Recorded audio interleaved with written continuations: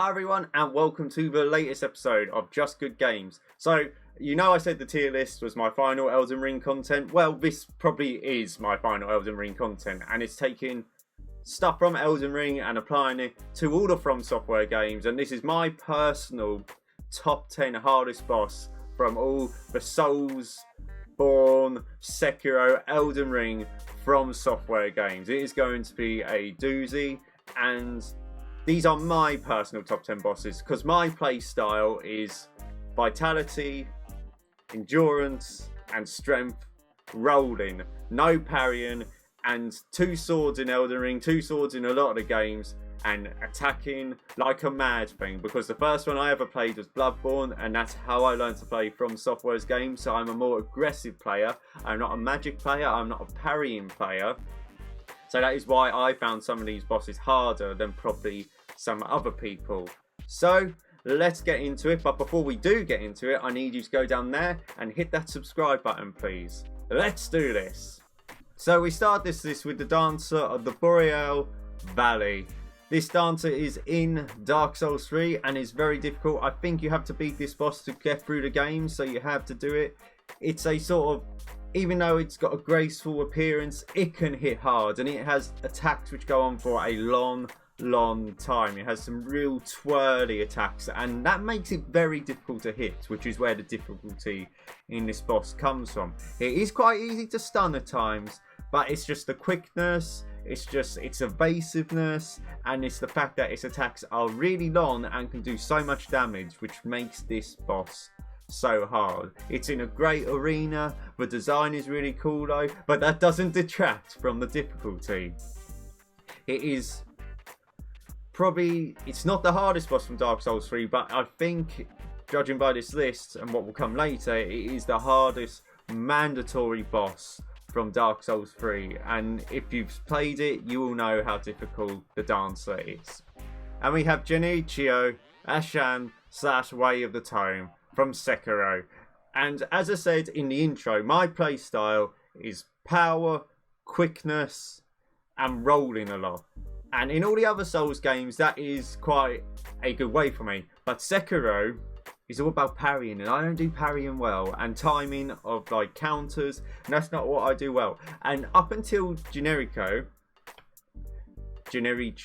however you say it, you could sort of get away with rolling and playing it a bit like Bloodborne, but he is where you have to learn how to play the game properly, and that's why I found him so difficult, as it was such a massive learning curve for me. And it's just like almost like a rhythm game, Sekiro, and he makes you learn how to do that. So maybe to some people who are better at parrying and better than that, he might be an easier boss. But to me, because my play style does not mesh with Sekiro as well, and Sekiro is probably the hardest Souls game I've ever played, because I had to change the way that I play, and the final boss of the game epitomise the change in style, and that is why this guy is on the list, as he made me change up my play style to do this, and he taught me how to play the game through difficulty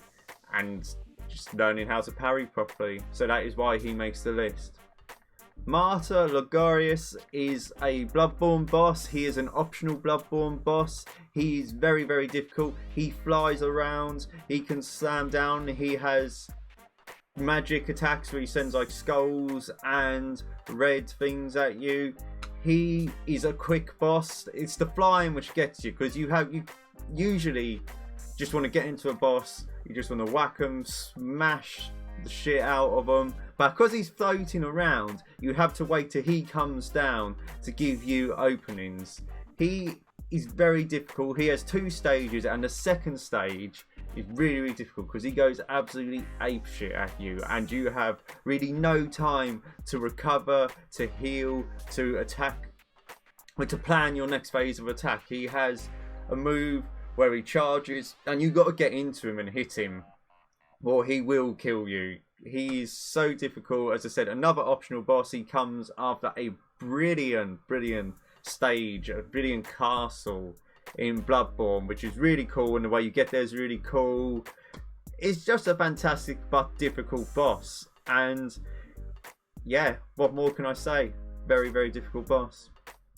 So here we have sort of the final boss from Bloodborne, Gehrman, the first hunter. Gehrman is a tricky bastard and actually only has 1 health bar, which is, I think half the bosses on this have 2 health bars. So it's quite good if you have 1 health bar and you've made this list. That means you are really difficult. He has some difficult attacks. He has attacks which go on for ages, which is, as I've said probably before, is a theme of this. He is a slow moving quick boss, as you'll find out I say a lot in this video. Slow moving quick bosses always give me trouble. He has different weapons, like he has a second stage, not a second health bar, and he goes from, I think, using a sword thing to a big ass scythe, and the scythe is so difficult to maneuver out of. He has some good openings though. This is why he's not so high up the list. He does leave himself vulnerable at times, but he has an attack which can one-shot you, and it is a bastard. And you see him charging up for it, and you've got to heal yourself up. You've got to run away, because if you get caught in that, you are dying.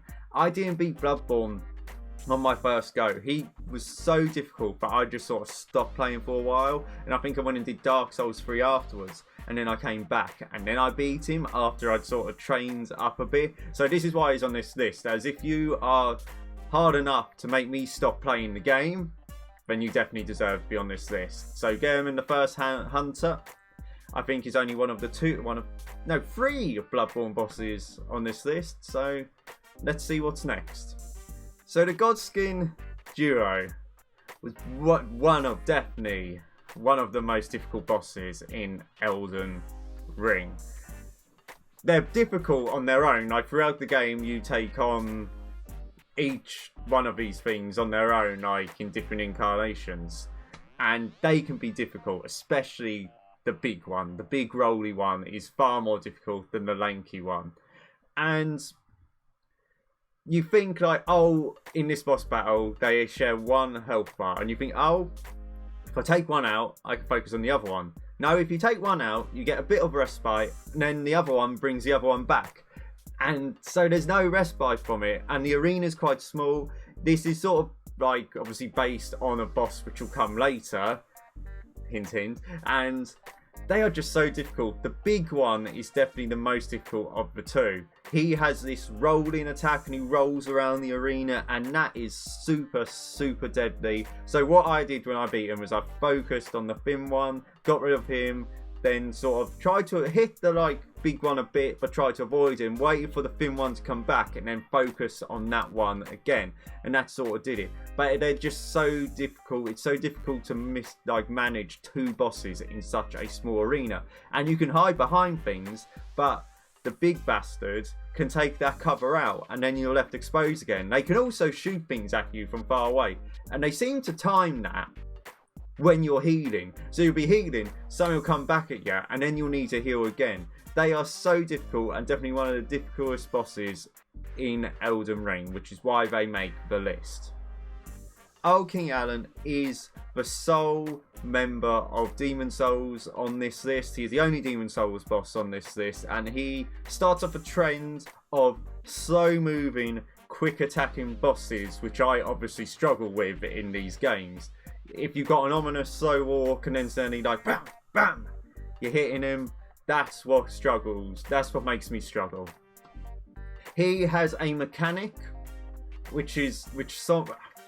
he has a mechanic which FromSoftware have only done once, and I understand why they've only done it once. He has an attack which can remove a level from you, and he could do this multiple times in multiple battles. So you could come into this and lose 10 levels over about 5 or 6 goes at him. I think I lost about 5 levels doing him. He has that slow movement, quick attacks, and his timings are a bit off, and he has this mega attack which he slams I think he charges up or slams his sword into the ground, and your initial reaction is to run away, but no, you've got to run towards him, because you've got to hit him a couple times, and that stops that attack. That is your main focus when he goes like that.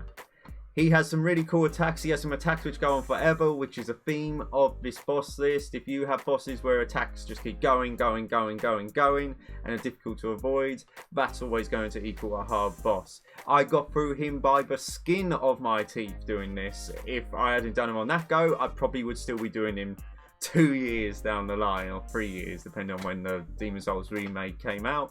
He is a very tough boss and deserving of being on this list.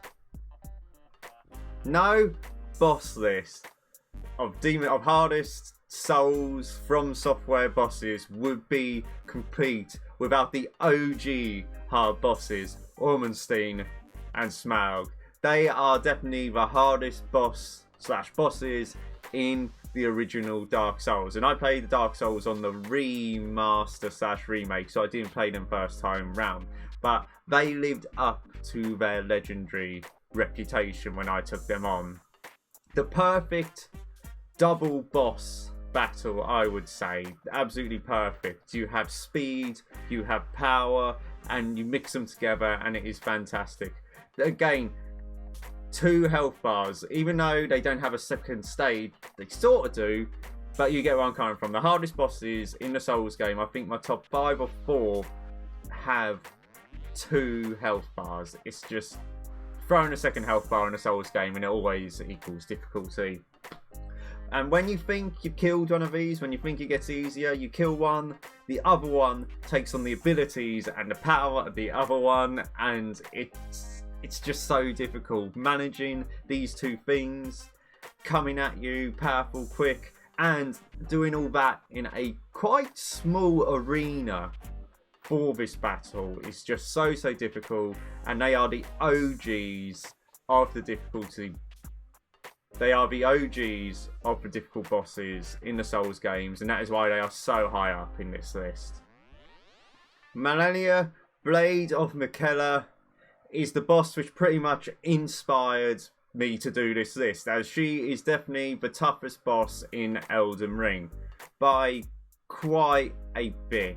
There's a couple, and you've seen them on this list. Malenia is the boss at the moment. We all know about her. She has 2 health bars. She is another optional boss. A lot of these bosses are optional, which makes you think, why do we put ourselves through this? Why do we go for these optional bosses? And it's because we want to beat the hardest. And Malenia, she was difficult. The thing which we all know makes her difficult is her healing when she hits you. There was quite a few attempts of her when I was like, I'm hitting you a lot, and if you didn't heal yourself, I would have beat you easily. She does have some mega attacks though. The attack when she goes up in the air and does all these wind slashes, that goes on forever, and that can almost instantly kill you if you get caught in that. Then after you beat the first phase, which I think is the hardest phase, I only got to the second phase about 6 times. It was the first phase which really did me in.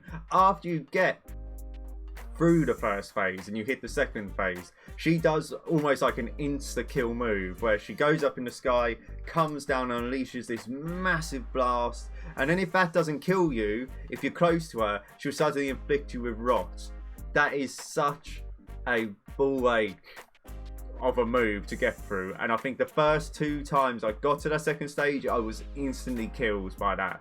It was really annoying. But as we all know, the reason she is so difficult is because of that self-healing, and if you summon something in, she can heal off of that as well. It is a difficult boss. I don't know if From will ever do that whole hit and heal mechanic again after like what she's done and how notorious she is now, so we'll see what happens. But Malenia, Blade of Miquella, is my number 3. The Nameless King from Dark Souls 3 is my number 2 hardest boss. It is probably beaten by quite a bit by number 1, but I still found it very tough.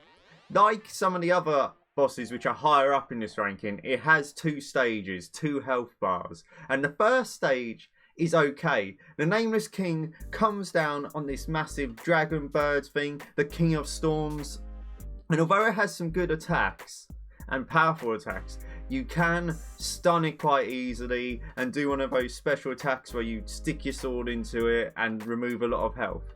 that's cool. You want to get through that phase like with most of your flasks and most of your health intact, but it's the second phase which really does you. Nameless King gets off this dragon thing as it dies, dragon bird thing, and he unleashes hell.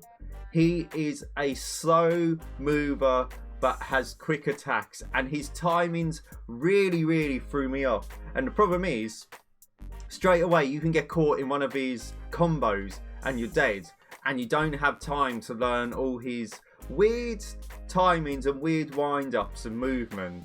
So from the bat, you're at a bit of a disadvantage. He has long and heavy attacks, and as I said, they can just throw you off so quickly. The timing is ridiculous. Then he throws wind like blasts at you. He is such a difficult boss. He's difficult to find in the game as well, as he's in a secret area, and he is the toughest boss in Dark Souls 3 easily, and the second toughest boss which I've had to face in a FromSoftware game.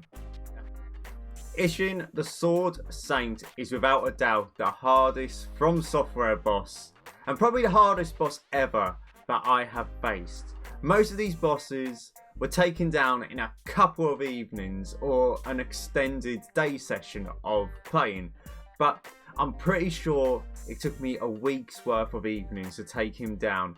I think that could definitely equate to at least 70 to 100 tries. It's so difficult. Now, as I said earlier, as much as I love Sekiro, the style of play took some getting used to, and Isshin is the ultimate test of Sekiro's rhythm parry style. First things first though, before you even take him on, you have to get through Genichiro again, which is okay, but if you mess up here, you might as well die on purpose and start again, as you have to have as much health and as much flasks as you can going into Isshin. Then Isshin has 3 health bars and a range of brutal attacks to take you down. Like the Nameless King, he moves around slowly, but his attack speed is devastating, and the range of his attacks can be massive. The first health bar is not too bad to get down. Lots of great parry attempts and easy perilous counters. But it's when he gets that big spear out in the second phase that it just gets you. It's got such a big range to it, its attacks go on forever, and he's got some big spinny attack which throws all wind at you. That's the stage which took the most out of me. And then when you get through that stage, you're onto the third health bar, and it's that stage with the spear with the sword thrown in, and then there's lightning attacks as well, and he can throw some lightning down at you. I will say in that third stage you can send the lightning back at him if you time it right, which makes it a tiny bit easier. But for my money, Isshin the Sword Saint is my hardest FromSoftware boss. So thank you for making it to the end of the video. Let me know what your hardest boss from the FromSoftware games are in the comments below. Now I need you to do just a few things, that is go down there, hit that subscribe button, like the video, comment, share it everywhere, follow us on Facebook, Instagram, Twitter. The Twitch streams might start soon, but we don't know about that. But once again, thank you for watching, and you have been watching Just Good Games.